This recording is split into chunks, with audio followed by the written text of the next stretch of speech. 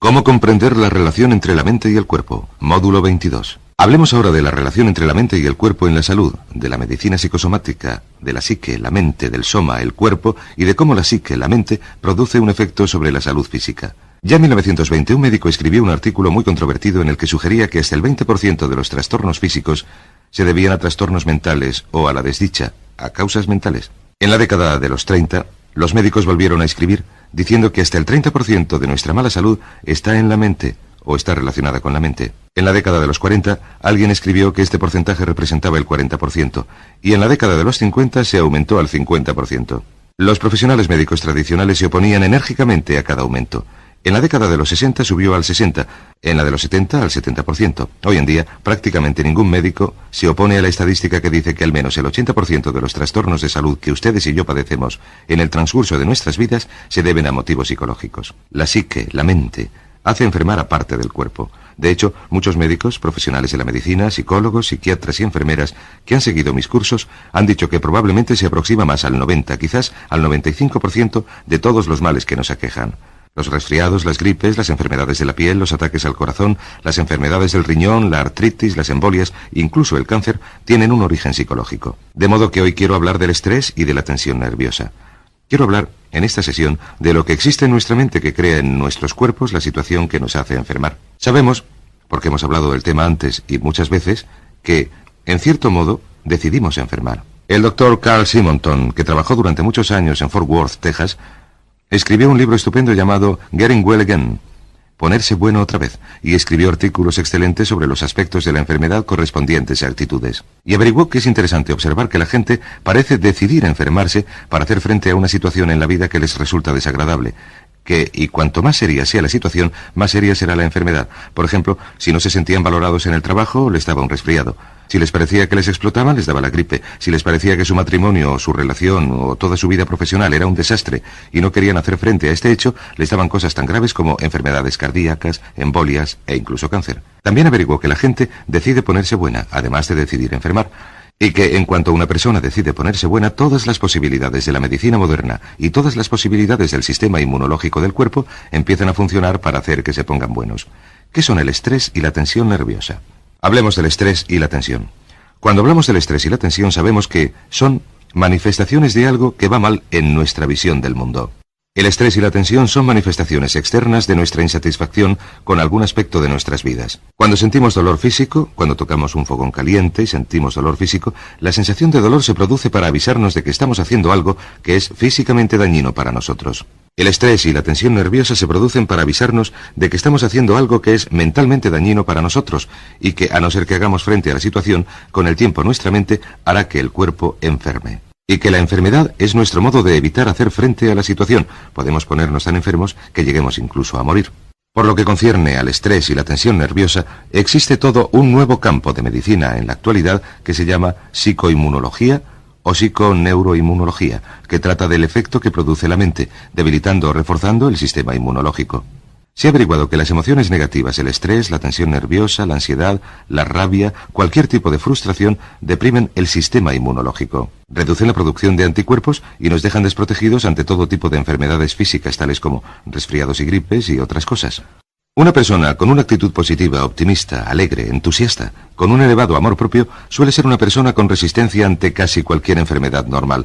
Pero una persona con una actitud negativa, deprimida, pesimista, que no se aprecia, cínica, si lo prefieren, con un bajo nivel de amor propio, es una persona cuya producción de anticuerpos es cada vez más reducida, de modo que a veces siempre están enfermos. Y uno puede ver que las personas negativas a menudo están enfermas. El punto clave en cuanto al estrés y la tensión nerviosa es el siguiente: que el estrés y la tensión vienen de dentro, no de fuera. No existe una situación tensa, solo una reacción tensa. Solamente una reacción tensa. Por ejemplo, dos personas se enfrentan con una situación. Ya hemos utilizado el ejemplo del conductor en un atasco.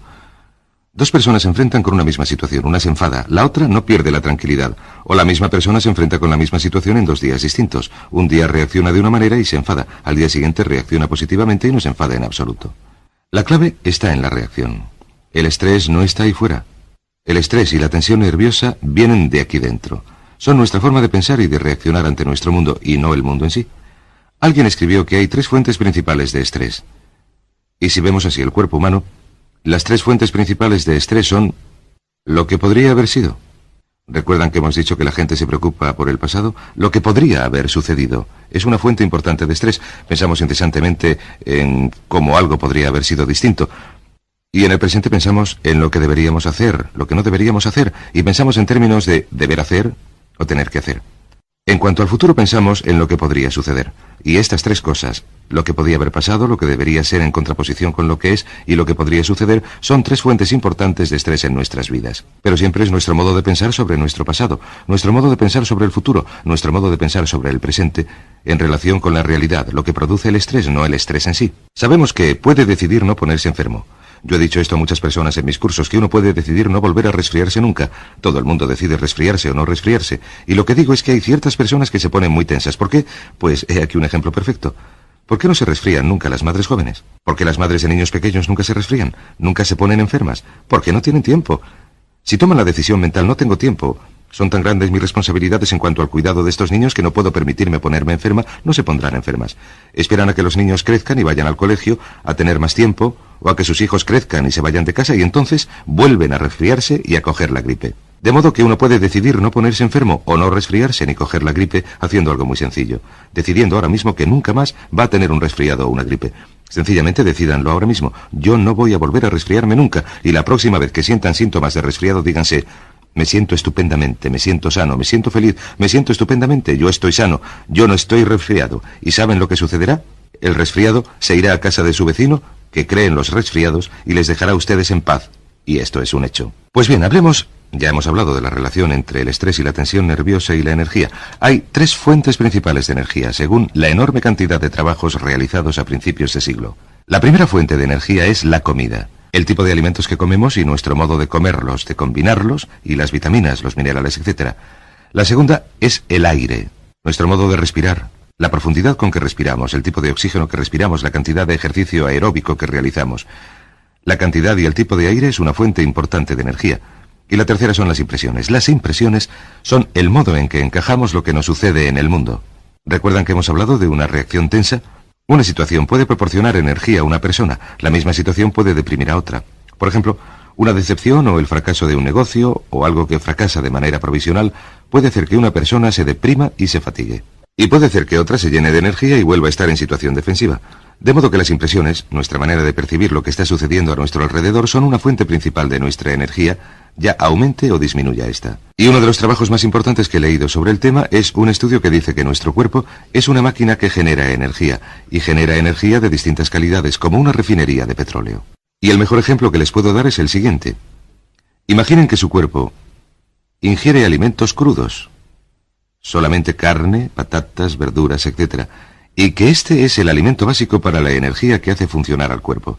Y si el cuerpo ingiere 1000 unidades de alimento, pongamos, podemos decir que 1000 calorías o 1000 unidades de alimento se pueden utilizar a nivel físico, como es el caso en la mayoría de los países del mundo, donde todo se consume para el trabajo físico y al final del día la persona está agotada, sin nada de energía, o, según la civilización avanza, según nuestra civilización avanza, si no se consume en realizar un trabajo duro físico, entonces se refina más aún y va subiendo por la cadena de la energía y se convierte en energía emocional. Y se necesitan 1000 unidades de energía física para generar 100 unidades de energía emocional. Ahora bien, la energía emocional, nuestra vitalidad, nuestro entusiasmo, nuestra emoción, nuestro amor propio, nuestra alegría de vivir, etc., si la energía no se utiliza a nivel emocional, entonces el cuerpo continúa refinándola como si fuera una refinería. Imaginen que el nivel físico es el petróleo crudo. Se ingieren en crudo la carne y las patatas. El petróleo crudo en la refinería se refina y se convierte en el tipo de petróleo que se usa para el coche. Si no se consume allí, la refinería lo refina más aún, convirtiéndolo en lo que se llama energía mental. La energía mental es la energía que utilizamos para pensar. Todo esto no se puede demostrar a nivel científico, solo se puede a nivel intuitivo, haciendo referencia a la experiencia propia. Esto sería el equivalente de la gasolina. El petróleo refinado se refina más aún, pero se necesitan 1000 unidades de crudo para obtener 100 unidades de petróleo refinado, para obtener 10 unidades de gasolina. Y si no se consume a nivel mental, entonces se convierte en una unidad de lo que se conoce como energía psíquica, que a menudo se conoce también como energía creadora. Y esto es el equivalente, digamos, del gas para encendedores, una forma muy refinada de energía. ¿Qué sucede ahora? Pues bien, Sabemos que si dedicamos mucha energía a un deporte o a trabajar en el jardín o a hacer cualquier cosa, al terminar el día estamos agotados. ¿No se han sentido nunca tan cansados al acabar el día que no quieren discutir, no quieren tomar una decisión, no quieren hacer nada? Sencillamente están físicamente agotados y se han quedado vacíos de energía. Pues esto se debe a que han utilizado toda su energía a nivel físico. Sin embargo, hoy en día, en la mayoría de nuestras profesiones o trabajos, no quemamos toda nuestra energía a nivel físico, de modo que asciende al nivel emocional. Cuando disponemos de energía emocional le buscamos una salida, y nuestra salida casi siempre consiste en nuestras relaciones. Podrían ser otras cosas, pero casi siempre son nuestras relaciones. Averiguamos algo interesante, y es que las emociones positivas, si es que nuestras emociones lo son, el entusiasmo, la alegría, la felicidad, la emoción, que quemamos muy poco de esta energía y la energía se refina convirtiéndose en energía mental. Si nuestro mundo mental es positivo, si nos dedicamos a proyectos positivos, nos dedicamos a proyectos interesantes que constituyen un reto para nosotros, desarrollamos esta energía que, una vez más, siendo positiva, avanza y se convierte en energía psíquica. Y la energía psíquica es la energía de la creación que nos hace tener ideas e inspiraciones y entusiasmo y nos hace estar motivados, etc. Sin embargo, el mayor problema, y esta es la clave, es que la mayoría de la gente quema su energía a este nivel, al nivel emocional. No la utilizan a nivel físico porque no trabajan lo suficiente, pero a nivel emocional la agotan toda, de modo que les queda muy poca energía a nivel mental y casi nada a nivel psíquico. Y como ya hemos dicho, somos una mente dentro de un cuerpo que la transporta. Todo lo que ustedes son o serán jamás será un resultado del modo en que utilicen su mente.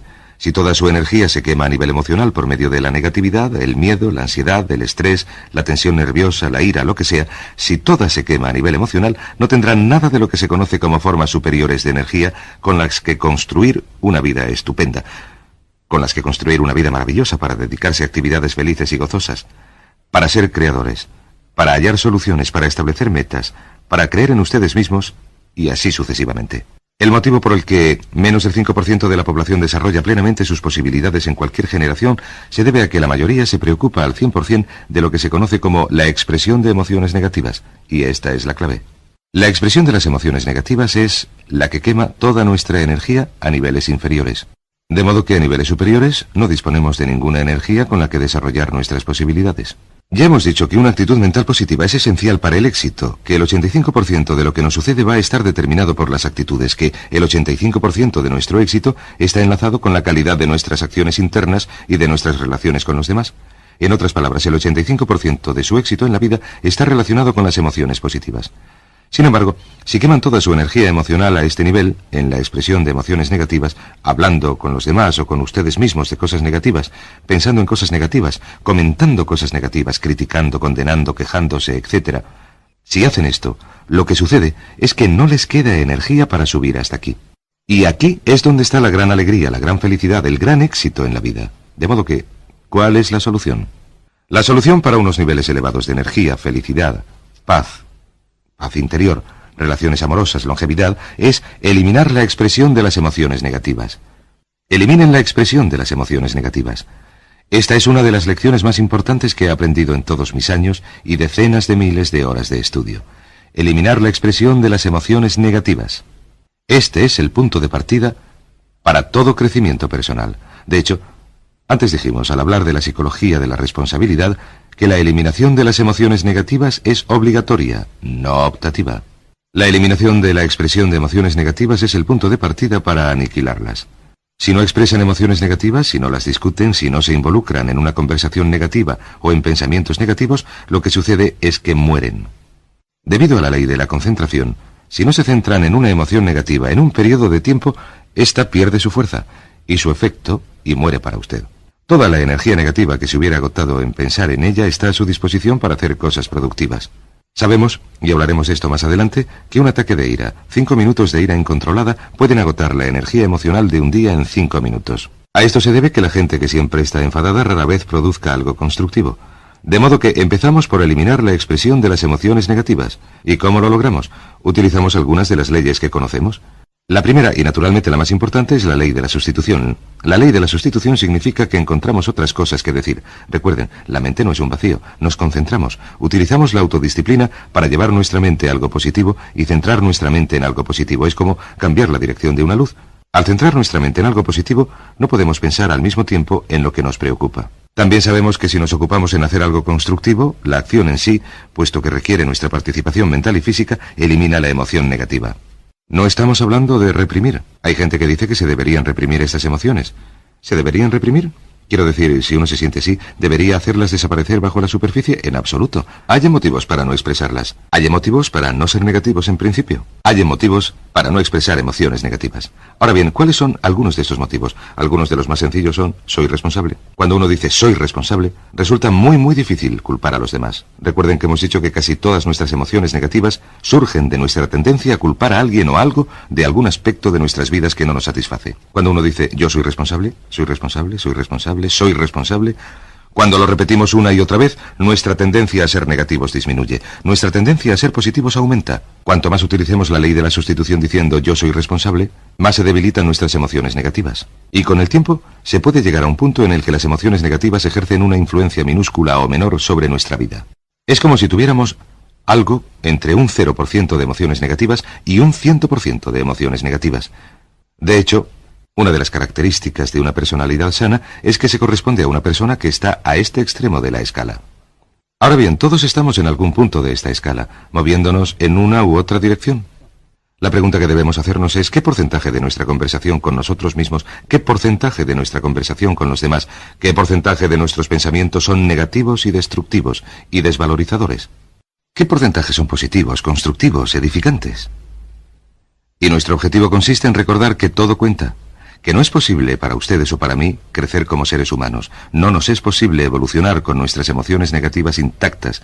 Que el único modo en que podemos lograr nuestra potencialidad es dedicándonos continuamente a frenar la tendencia hacia la expresión de las emociones negativas. Muy importante llamada la ley del hábito. ¿Recuerdan la ley del hábito? La ley del hábito dice que, en ausencia de una influencia externa, continuaremos actuando igual indefinidamente. La expresión de las emociones negativas es un hábito. La expresión de estas emociones es la razón principal por la que la gente fracasa en lograr su potencialidad. La expresión de las emociones negativas es el motivo número 1 por el que la gente fracasa en la vida. ¿Por qué? Se debe a que la expresión es la manifestación externa de la condición mental interna. Según expresemos emociones negativas, y a veces las suprimimos o las reprimimos o las encerramos en nuestro interior, según suprimamos o reprimamos las emociones negativas o las exprimamos de manera externa, producen exactamente el mismo efecto. ¿Recuerdan que hemos hablado de la ley de la expresión? La ley de la expresión dice que todo lo que se imprime, se exprime. Esto significa que lo que imprimamos en la mente subconsciente, por medio de imágenes, de palabras, de lo que leemos, se exprime en nuestra realidad en el sentido de que se manifiesta y se convierte en parte de nuestro mundo físico. Pero también hemos hablado de la ley de la inversión. Recuerden que la ley de la inversión dice que, al igual que el estado objetivo crea el estado subjetivo, en otras palabras, que el logro de la meta nos produce la sensación de ser triunfadores, también la sensación de ser triunfadores nos permite lograr la meta. La ley de la inversión dice que todo lo que se exprime, se imprime.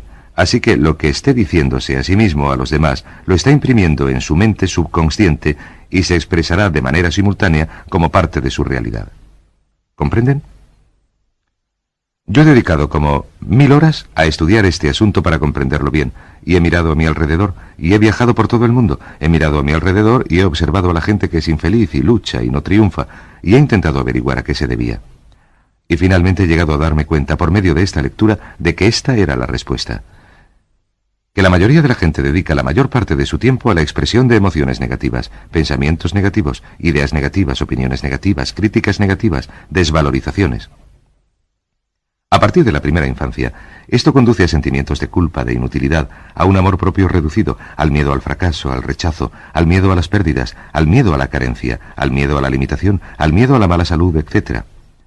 La expresión de las emociones negativas es la clave para la comprensión del éxito y del fracaso. De modo que cuando ya lo hemos hecho muchas veces, cuando hablamos de la importancia de una actitud positiva, a veces la gente me dice, cuando charlamos del tema que estamos comentando, bueno, eso no es más que pensamiento positivo.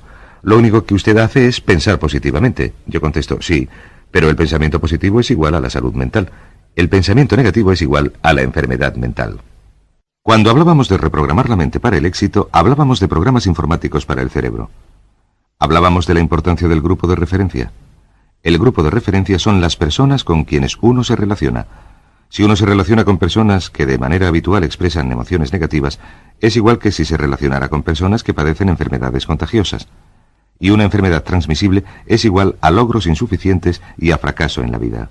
El 95% de todo lo que decimos y hacemos y pensamos está determinado por las influencias externas, por el poder de sugestión a nuestro alrededor, y podemos elegir.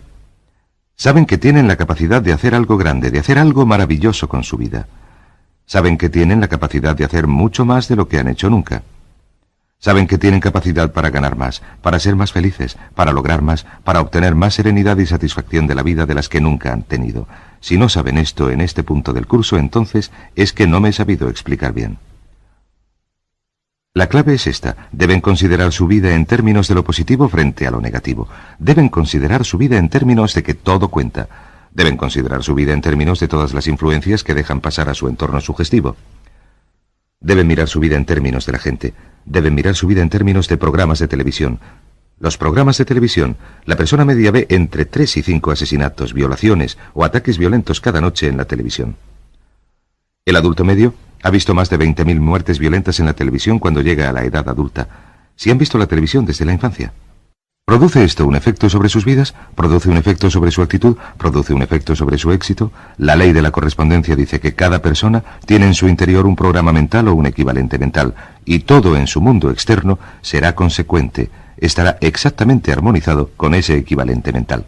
Si desean convertir su realidad externa en algo positivo, maravilloso, feliz, interesante, el punto de partida para lograrlo es la eliminación de las influencias negativas, la eliminación de la expresión de emociones negativas, el alejamiento de las personas negativas, de los libros negativos, las revistas negativas, los programas de televisión negativos y centrar la mente solo en lo que quiere ser y tener y hacer.